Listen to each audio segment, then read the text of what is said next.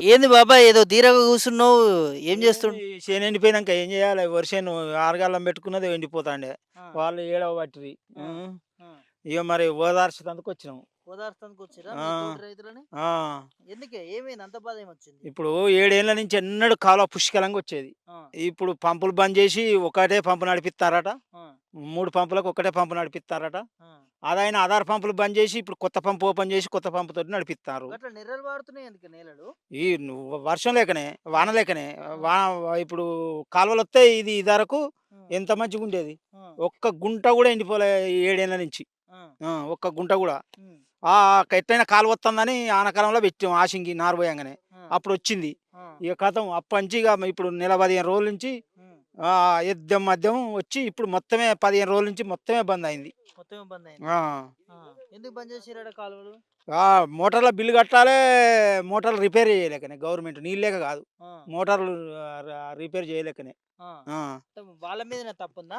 Government ముందు చూపు లేకనే ఈ చేను ఎండిపోవుడు. ఆ! ఆ! ముందుగాల అల్లిచ్చి అన్ని రిజర్వాయర్‌లో నీళ్లుంచితే హ్మ్.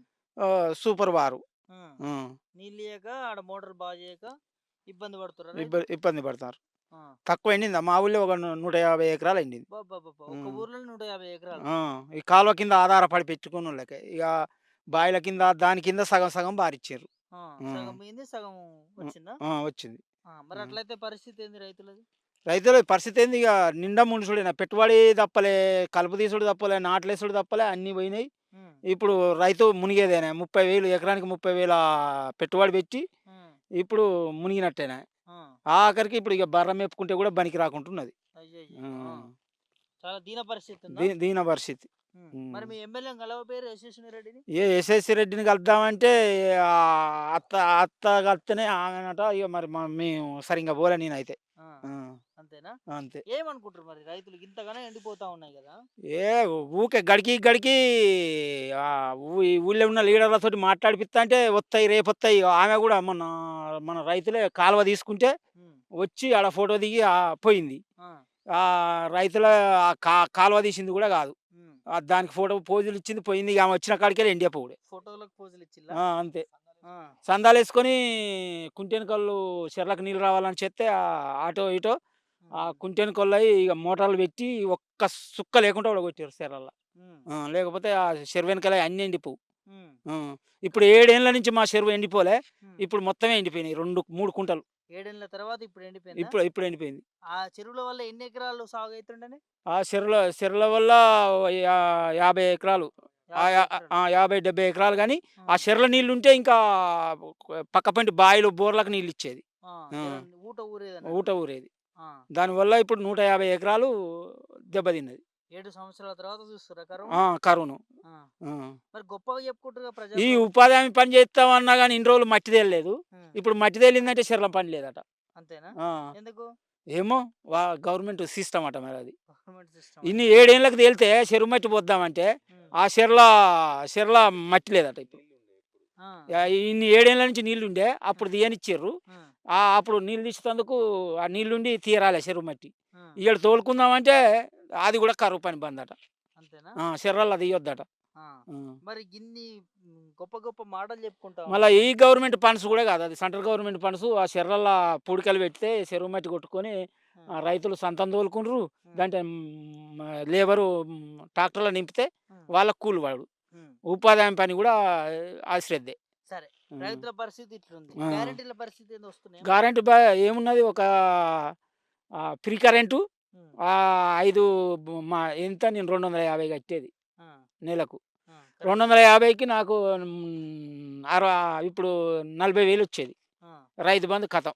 ఆ! హ్మ్. ఏంది 250 ఏంది? 40,000 ఏంది? కాదు కరెంట్ బిల్లు 250. ఆ!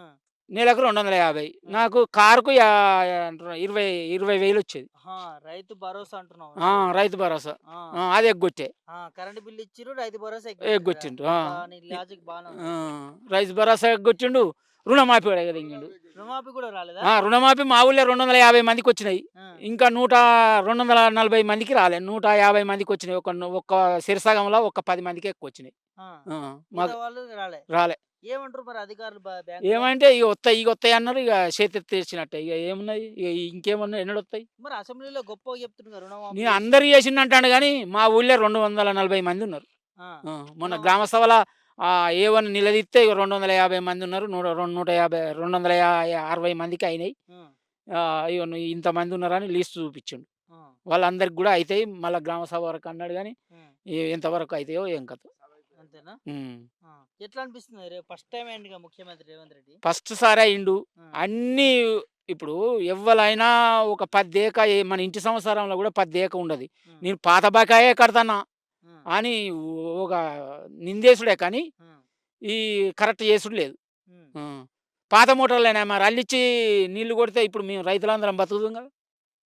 గంత అశ్రద్ధ ఉంది అంత అశ్రద్ధ ఉందా? ప్రభుత్వం దగ్గర.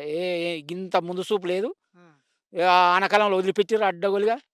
ఉమ్. ఇప్పుడేమో మాకు ఇంత ఇబ్బంది. ముందుగా మీకు వాటర్ స్టోరేజ్ చేసి నీళ్ళు ఇచ్చుంటే ఈ ఎండిపోయిన పరిస్థితి రాకపోతుండే. రాకపోవు. అంత ఇంత నీళ్ళు వచ్చు వచ్చు ఈ ఎండలకైనా పారా. పారు. ఉమ్, ఇప్పుడు ఎన్నడూ ఎండిపోలే. ఈయడే ఎండిపోయింది. ఇప్పుడే ఎండిపోయింది. ఉమ్. గతంలో కేసీఆర్ ఉన్నప్పుడు కూడా ఎప్పుడు ఎప్పుడు ఎండిపోయింది. 10-12 ఏళ్ళ నుంచి ఎన్నడూ ఎండిపోలే. ఉమ్. మరి ఏంది కొత్త మార్పు అనుకోవచ్చా ఇది? కొత్త మార్పే. రైతులకు దెబ్బతీసుడే మార్పు. అంతేనా? ఉమ్. దెబ్బతీస్తున్నారు. రైతులకు ఇది రుణమాఫీ కాకపాయే, ఉమ్, రైతు భరోసా రాకపాయే, ఉమ్, ఇప్పుడు చేనులు ఎండిపోవుడా. ఉమ్, ఏం చెప్తాను మేము రైతులకు ఇది చెప్తాను అది చెప్తాను అని. ఉమ్. ఇప్పుడు సన్న బియ్యం అంటాడు. సన్న బియ్యం ఎంతమందికి ఇస్తాడో, లేకపోతే ఆ దొడ్డు బియ్యం సన్న బియ్యం చేసి ఇస్తాడో. అట్లా కూడా చేస్తారా? చేయొచ్చు. ఏం చెప్తున్నారు రేవంత్ రెడ్డి? ఏది ఏ పథకం మొదలు పెట్టినా దాని సగమే. ఆ. మహిళలకు 2500 అన్నాడా. మా ఊళ్ళో 7గురిని సెలెక్ట్ చేసినారు. వాళ్ళకు కూడా ఇంతవరకు రాలే. అవ్వలకు అమ్మలకు అందరికి ఇస్తా, ఇద్దరు అని మొగలకు ఇస్తా అన్నాడు. ఇంతవరకు ఒక పింఛని, పాత పింఛని తప్ప ఈ ఒక్క పింఛని కూడా రాలే.